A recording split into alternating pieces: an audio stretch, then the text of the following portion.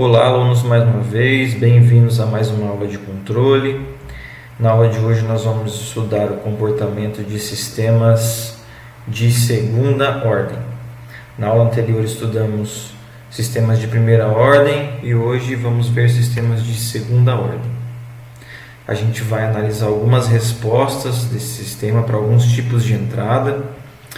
Também vamos ter algumas análises de desempenho, alguns parâmetros que são utilizados para medição de desempenho de um sistema, se o sistema é rápido, se ele é lento, se ele é preciso, se ele é impreciso. Então é isso que a gente vai ver na aula de hoje. Então a gente vai estudar comportamento de sistemas de segunda ordem e esses critérios de desempenho. Bom, o que é um sistema de segunda ordem?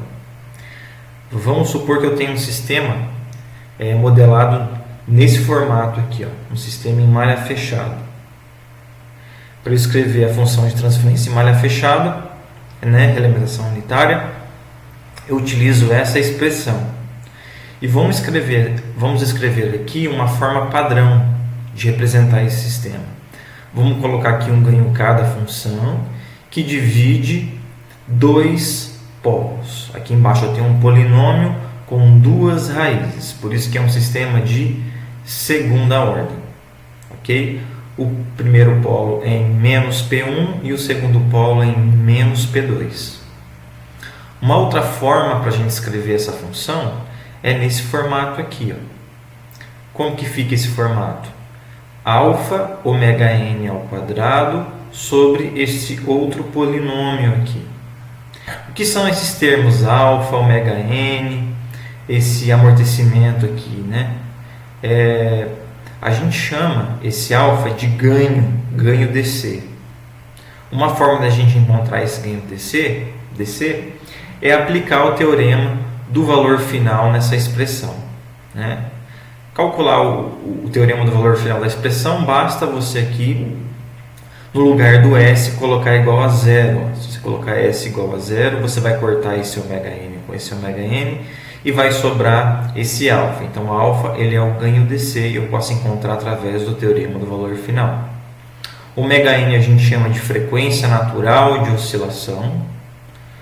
Esse outro termo aqui a gente chama de coeficiente de amortecimento. A gente chama de amortecimento, E aqui eu tenho os dois polos. Esses polos eles podem ser, então, imaginários. Um par de polos imaginários. Tá? Então, como que eu escrevo? Isso vai ser um formato que vocês vão utilizar muito ainda no curso. A parte real do polo eu vou escrever menos amortecimento vezes a frequência natural, mais ou menos J, frequência natural, raiz quadrada de 1 menos o amortecimento ao quadrado. Se eu fizer um plano aqui, imaginário, para a gente colocar a posição do polo, meu plano S aqui, melhor dizendo, eu vou ter então um vetor aqui com a parte real aqui, que eu estou chamando essa parte de real de menos sigma, É conveniente a gente sempre representar no semiplano esquerdo, isso significa que o sistema é estável, Depois a gente vai ter uma aula só sobre estabilidade para entender melhor sobre isso, mas uma forma fácil da gente entender é pensar que aquelas exponenciais que ficam nas respostas do sistema, elas têm que ir para zero quando o tempo vai para infinito. Isso só acontece se essa exponencial ela é negativa, que ela vai para infinito de forma negativa. Para isso, necessariamente, a localização dos meus polos tem que estar no semiplano esquerdo. Tá? Então, lá, eu tenho o módulo desse vetor, o módulo desse polo, ele é dado por ômega n. A parte imaginária, eu posso chamar de ômega d. Essa parte imaginária é o ômega n raiz de 1 menos amortecimento ao quadrado. Ok? Então é assim que eu faço a minha representação aqui no plano S. Então, um sistema de segunda ordem em relação à localização dos polos desse sistema. Então, eu vou ter sempre um polo aqui em cima e vou ter um conjugado dele aqui espelhado abaixo. Vamos então resolver um exemplo aqui, que é o seguinte. dado uma função de transferência, que é essa daqui, será que eu consigo achar qual que são os valores do amortecimento, do ômega-n, da constante K, do meu alfa, né? Olhando para essa função de transferência? Uma forma bem fácil da gente fazer isso é comparando essa função com a função padrão, né? Então, se eu fizer a comparação dessa expressão com essa expressão, eu vou conseguir encontrar esses parâmetros. Então, um parâmetro que é fácil da gente identificar. Ômega-n ao quadrado aqui, ó. Então, 25 é ômega-n ao quadrado, ou seja, ômega-n vai ser 5. Outro termo que é fácil para a gente encontrar aqui, ó. 2 vezes o amortecimento vezes o ômega-n. Como eu já calculei o ômega-n, eu posso pegar 2 vezes amortecimento ômega-n é igual a 10. Então, tá lá. 2 vezes o amortecimento ômega-n é igual a 10. Então, eu tenho que meu amortecimento, nesse caso, é igual a 1. Então, vamos lá. Em relação ao ganho alfa, né? Como que a gente encontra ele? Bom, ou a gente pode pegar alfa ômega-n ao quadrado e igualar a 50, ou a gente utiliza o teorema do valor final aqui nessa expressão, né? Se eu fizer S igual a 0, no teorema do valor final, fica 50 dividido por 25, então alfa é 2, que vai coincidir utilizando esse outro formato aqui, que é comparando esse termo com esse termo aqui. Ok? Então, a gente montou todos os termos que a gente queria, né, para essa expressão. Se eu encontro esses termos, ômega-n, amortecimento, eu consigo achar o valor do polo também, diretamente, né, aplicando essa expressão aqui. Claro que uma forma fácil de fazer também, simplesmente você calcula as raízes aqui na fórmula de Bhaskara, você vai encontrar também os polos e os zeros. E se você encontrar com a fórmula de Bhaskara o valor dos polos, você também consegue achar o ômega-n, também consegue achar o amortecimento. E se você aplica o teorema do valor final, encontra o valor do alfa. Tá? Então são duas formas aí para vocês resolverem esse exercício aqui. Respostas naturais de sistemas de segunda ordem. Então, o que caracteriza então essas respostas de sistemas de segunda ordem, né? São basicamente alguns fatores. O primeiro deles que a gente menciona aqui são a localização dos polos. Mais precisamente, aonde vai estar localizado a parte real desses polos, a parte imaginária desses polos e tudo mais. E qual seria o valor do amortecimento desse polo? Tá? Então, nesse caso aqui, em específico, a gente fala que o sistema ele é superamortecido ou ele é sobreamortecido quando é um sistema que possui um par de polos reais e distintos. Nesse caso, o amortecimento ele é maior do que 1, por isso que ocasionou aqui 2 polos reais. A gente pode ver na expressão geral, se o amortecimento ele for maior, né, do que 1, esse resultado aqui, essa raiz aqui vai dar um número imaginário, e imaginário vezes imaginário vai dar um número real. Então, o resultado final aqui desse polo vai ser um número real. Ok? Então, tá lá. Quando o amortecimento é maior do que 1, eu tenho 2 polos reais. Nesse caso aqui, reais e distintos. Ok? Então, se eu aplicar para entender a resposta natural, se eu aplicar um delta de Dirac na entrada de um sistema de segunda ordem, quanto que fica essa resposta? A resposta no tempo fica nesse formato aqui. Ó. São um somatório de duas exponenciais. Né? Quando o tempo vai para infinito, como a gente pode perceber aqui, ó, se o tempo for para infinito, essa expressão aqui vai para zero. Por quê? Porque a parte real desse polo, né, no caso, eles são reais, né, nesse caso, eles estão no semiplano esquerdo. Essa resposta vai para zero quando o tempo vai para infinito. Se isso aqui fosse positivo, quando o tempo fosse para infinito, essa resposta iria para infinito. né? Então, se eu aplico um delta de Dirac, uma entrada limitada, e a saída fica ilimitada indo para infinito, esse sistema a gente fala que ele é instável. Tá? A gente vai ver mais detalhes sobre isso numa aula específica só sobre estabilidade. Tá? Então vamos lá. O outro tipo de resposta que eu posso ter é a resposta subamortecida. Então, para isso, é quando que ocorre isso? Quando eu tenho um par de polos, né? Eu tenho um par de polos complexos e conjugados. Tá? Então, é um polo que tem uma parte real e tem uma parte imaginária. Para que isso ocorra, o valor do amortecimento ele vai estar entre 0 e 1. Né? Se ele tiver amortecimento entre 0 e 1, o resultado disso tudo aqui vai ser um número imaginário, aqui eu vou ter um valor real e um imaginário, dando um polo, né, imaginário aqui como resultado. Então, eu falo que eu tenho um sistema subamortecido. Como que é a resposta natural desse sistema? Ou seja, se eu aplicar um delta de Dirac nesse sistema, a resposta ele fica nesse formato aqui. Eu posso escrever num outro formato, como se fosse somatório de exponenciais também, mas usando algumas manipulações matemáticas, algumas identidades trigonométricas, a gente consegue chegar nesse formato aqui, onde eu tenho e elevado a parte real do meu polo, tá? Menos a parte real vezes t, vezes cosseno de ômega d t mais um defasamento aqui. Né? Esse ômega d é a parte imaginária do meu polo. Então, como que é a minha resposta?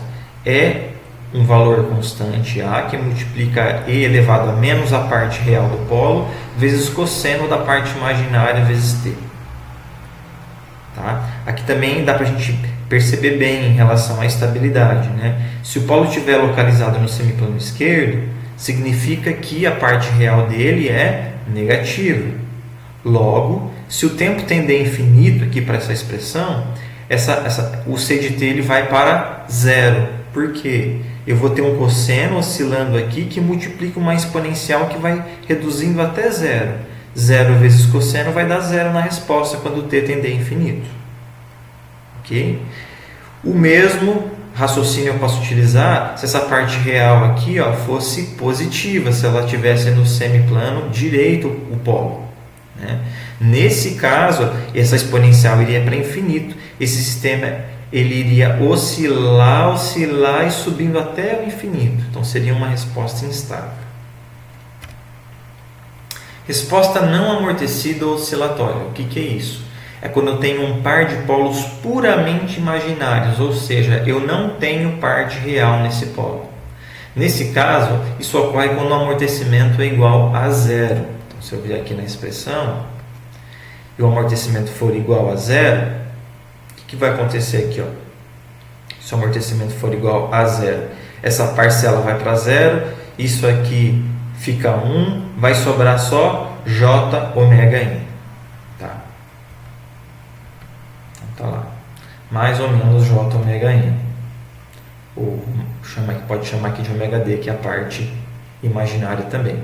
Tá? A resposta natural desse sistema tem esse formato aqui. É um seno.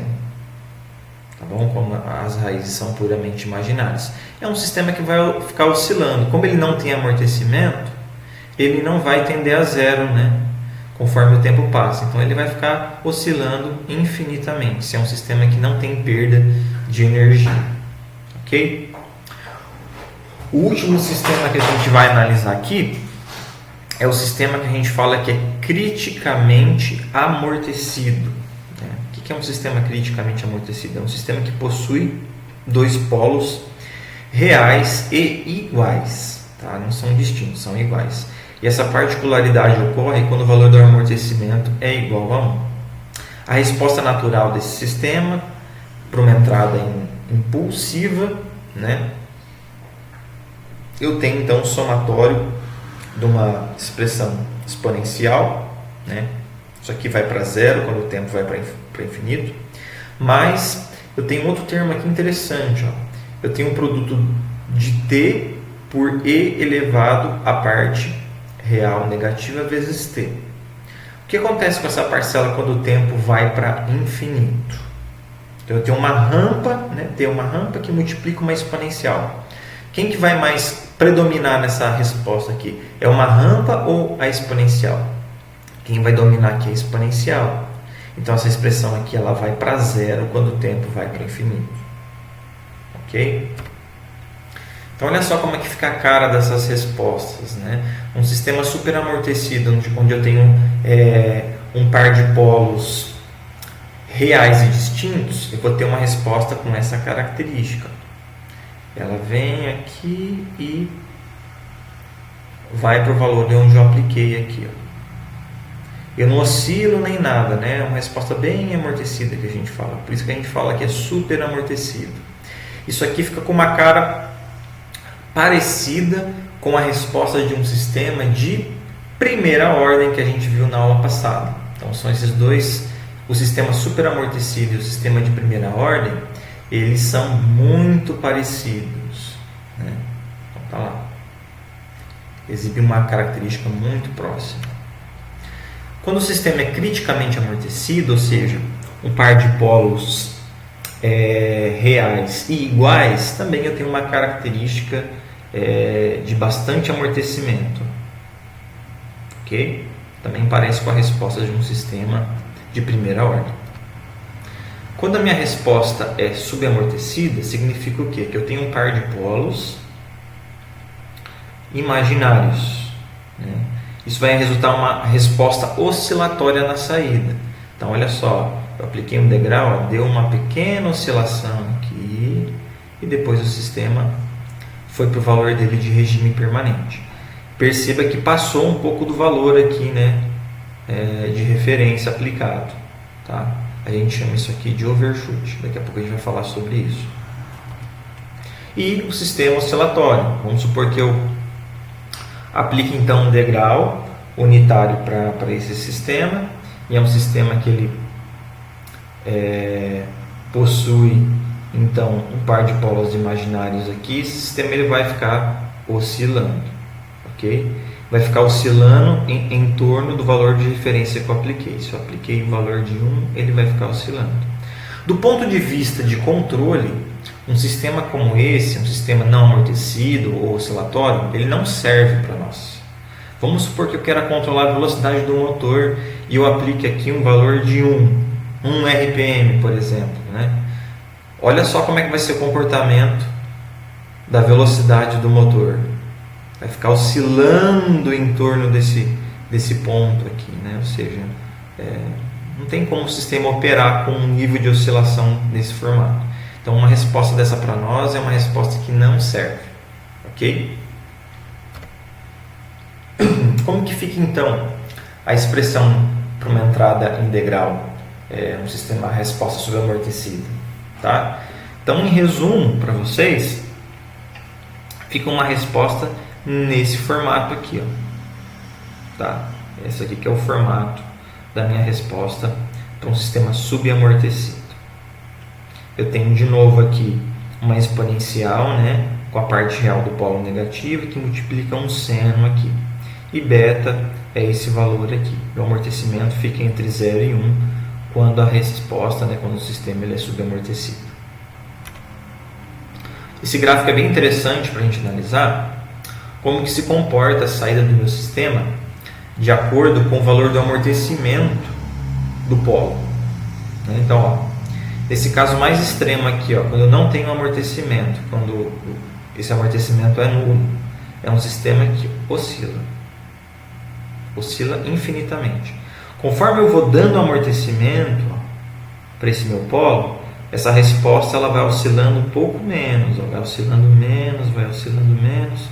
E quando esse amortecimento ele começa a pegar um valor maior ainda, ou maior do que 1, 2, ele não oscila nada, ele simplesmente vem para cá e já vai para o valor aqui de referência, valor de regime permanente dele.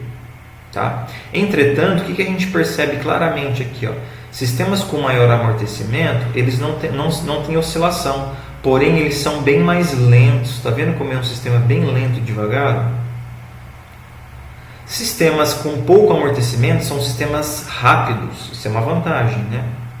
Apesar de ser a vantagem dele ser rápido, ele oscila muito, pode ser que meu sistema não permita, né, que fique oscilando nesse valor. Ou seja, eu tenho que achar um compromisso então entre velocidade da resposta que eu quero, né, oscilação, overshoot e amortecimento.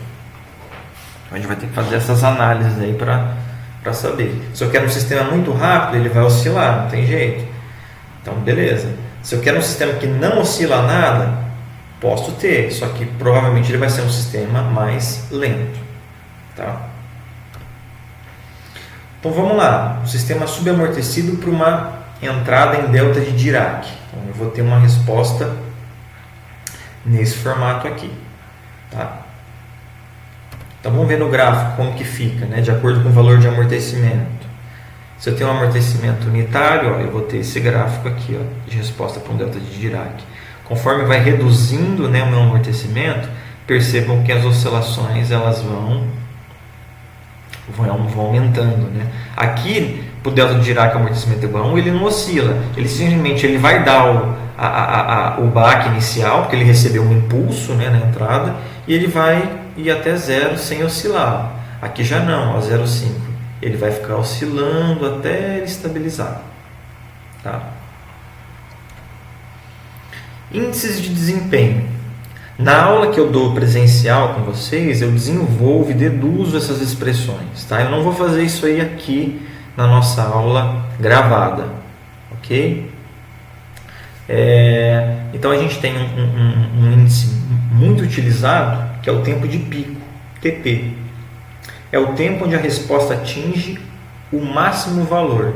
A gente chama isso de tempo de pico. Ou seja, né, quando deu a oscilação, quanto tempo ele demorou para atingir o máximo valor da oscilação? A gente fala que é o tempo de pico. Tá?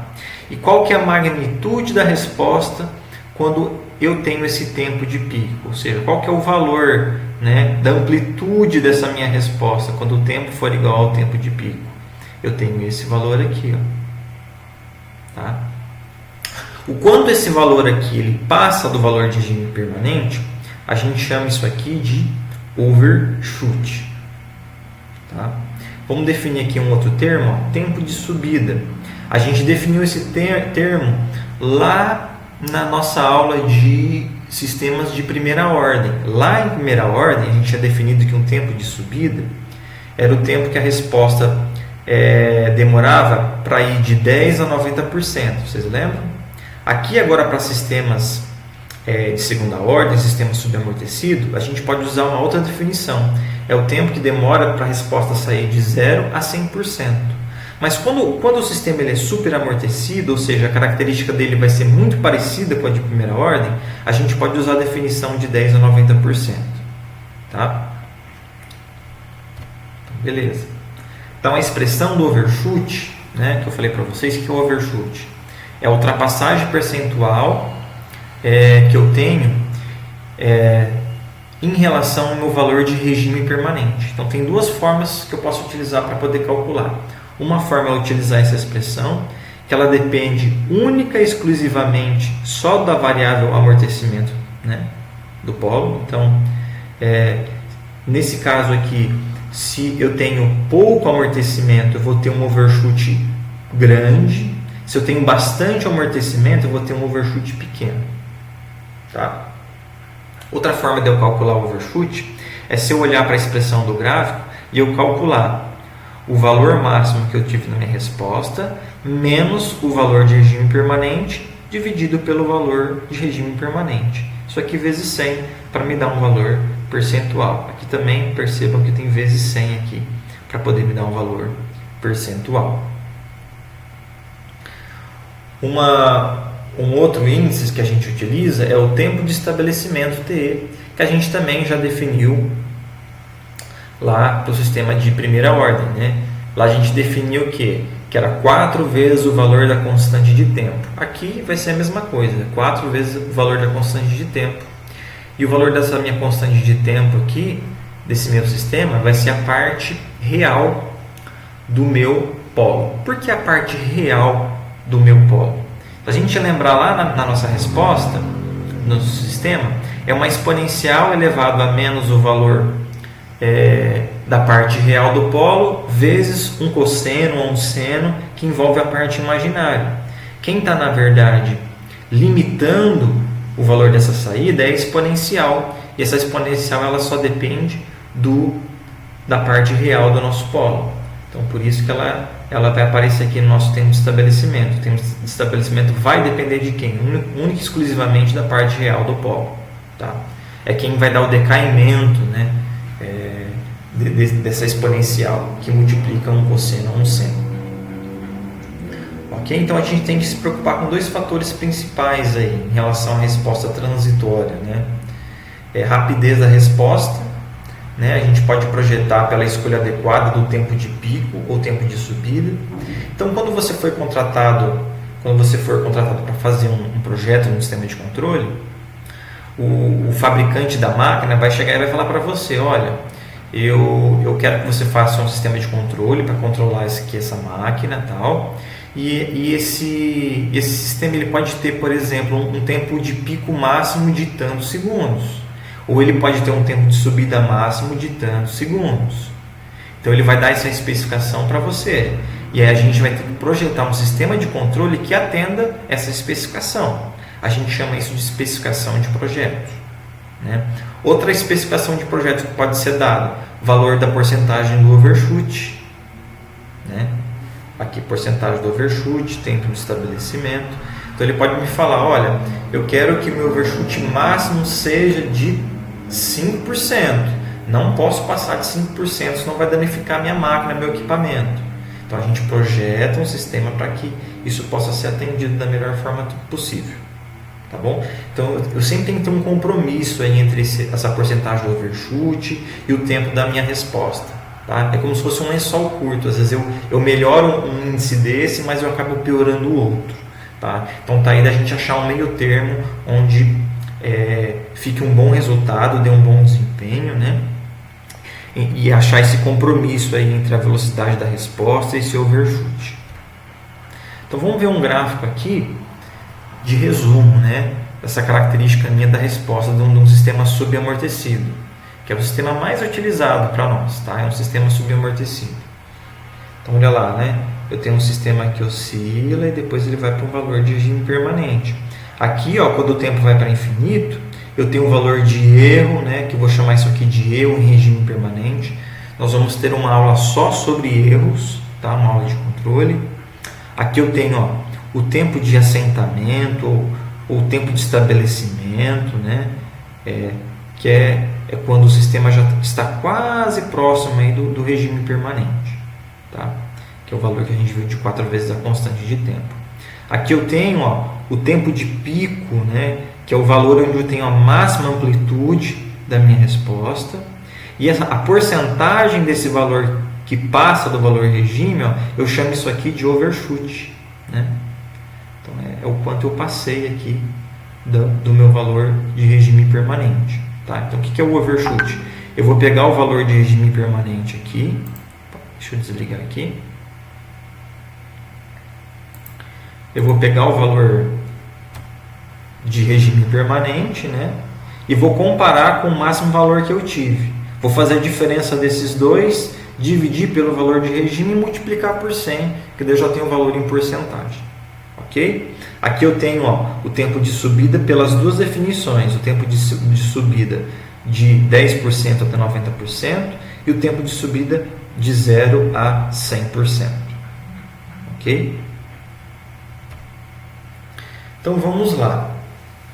Isso aqui eu tenho um gráfico interessante que mostra a porcentagem de overshoot versus o coeficiente de amortecimento. Né? Então a gente pode ver que é inversamente proporcional aí, né? Conforme eu aumento o valor do amortecimento, eu diminuo o meu valor de overshoot. Ok? Então essa aqui é a característica, né, exponencial que a gente viu. Comentários finais aí, pessoal. Né? Olha lá, primeiro comentário: o sistema superamortecido não oscila em torno do atrator, né, que é o valor de regime, porém a resposta é muito lenta, a caso em que se deseja a estação. Coloquei o exemplo aqui, um elevador. Né? Você não quer que quando você entra no elevador, você aperta lá o andar que você quer parar e aí o elevador começa a funcionar, e antes de parar no andar, o elevador para e fica oscilando, né? Aí você tem que esperar o elevador parar de oscilar para poder abrir a porta e você conseguir sair do elevador. Ou seja, não tem sentido um sistema desse ser oscilatório, né? É um sistema que tem que ser super amortecido. É claro também que não é interessante que ele seja amortecido demais, que ele pare muito rápido, porque às vezes pode dar também um desconforto para a pessoa. Então é bom que a gente achar um compromisso aí entre os dois, tá? Bom, o sistema subamortecido, né, é de resposta mais rápida, porém apresenta um overshoot. Então, beleza, eu quero acelerar a resposta, ótimo. Só que automaticamente as respostas mais rápidas acabam tendo um overshoot, tá? Em sistemas que exigem rapidez nas respostas, mas permitem certas oscilações, é usual ajustar o fator de amortecimento entre 0,4 e 0,8. Isso aqui são termos assim práticos, né? Se você tem um sistema entre 0,4 e 0,8 amortecimento, normalmente você tem um sistema que a gente fala que ele é bem amortecido, tá? Um exemplo, amortecedor de carro, né? Então você passou no quebra-mola, passou num buraco, né? É interessante que esse sistema ele oscile um pouco, ele amorteça, né?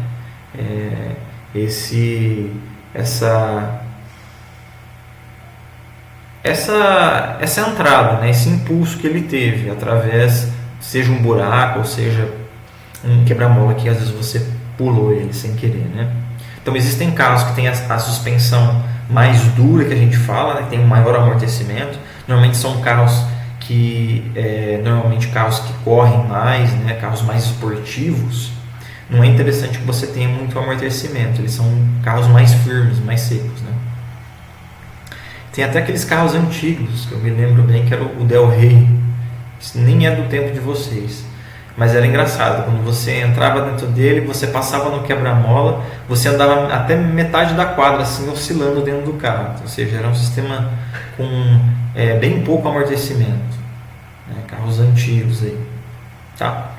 Então, assim, o que cabe a nós como projetistas, né, como engenheiros de controle, é conseguir fazer um projeto de um sistema de controle que a gente atenda as especificações, né, de projeto dadas pelo nosso contratante.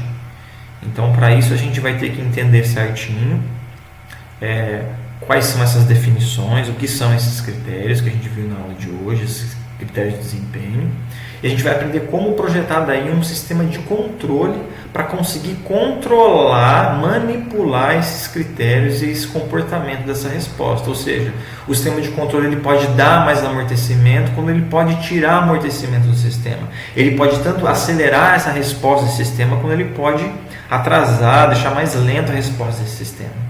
Então a gente vai aprender ainda até o final do curso de controle como que a gente pode fazer isso através dos nossos controladores, tá bom?